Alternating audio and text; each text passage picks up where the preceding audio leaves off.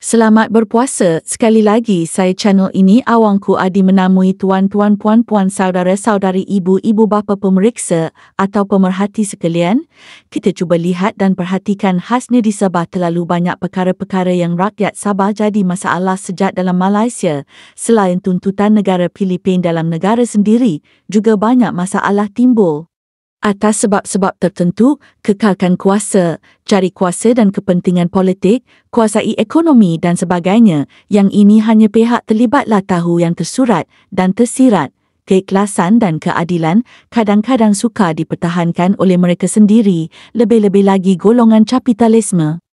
Saya akan bawa rakan-rakan semua yang berada di mana jua menghayati dan memahami seperti mana rakyat Sabah dan para pemimpinnya suarakannya.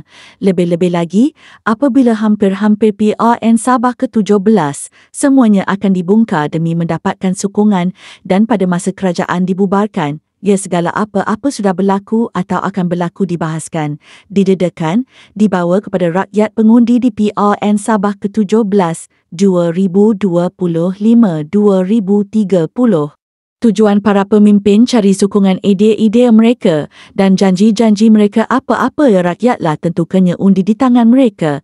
Segala-galanya akan dizahirkan di peti undi soal dana politik ringgit Malaysia akan jadi ujian dan perkara keutamaan politik dan sebagainya itu. Rakyat Sabahlah sehalus-halus fikirkan mereka sudah matang, tidak perlu dipertikaikannya sebab ada pihak berkuasa memantaunya dan para pemerhati semua juga akan melihat dan nilainya.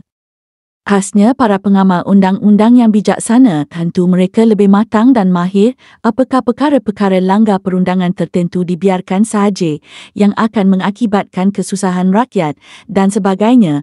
Hanya merekalah terletaknya di bawah mereka itu semua, bindik kata yang berkuasa umumnya. Untuk tidak membuang masa, saya dedahkan kongsikan di antara perkara-perkara masa kini dan selama-lamanya berulang-ulang sekian lama disuarakan ramai para pemimpin Sabah untuk diatasinya, selesaikannya. Amat besar impaknya terhadap khasnya rakyat Sabah, penduduk asal Sabah dan negara Sabah masa depannya, selain masalah pembangunan, politik ekonomi, sosial budaya orang-orang Sabah.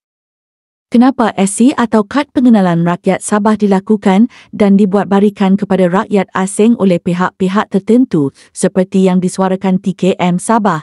Kita baca dan fahaminya secara ringkas dalam catitannya ini. Jangan lupa tolong like, share, komen, subscribe.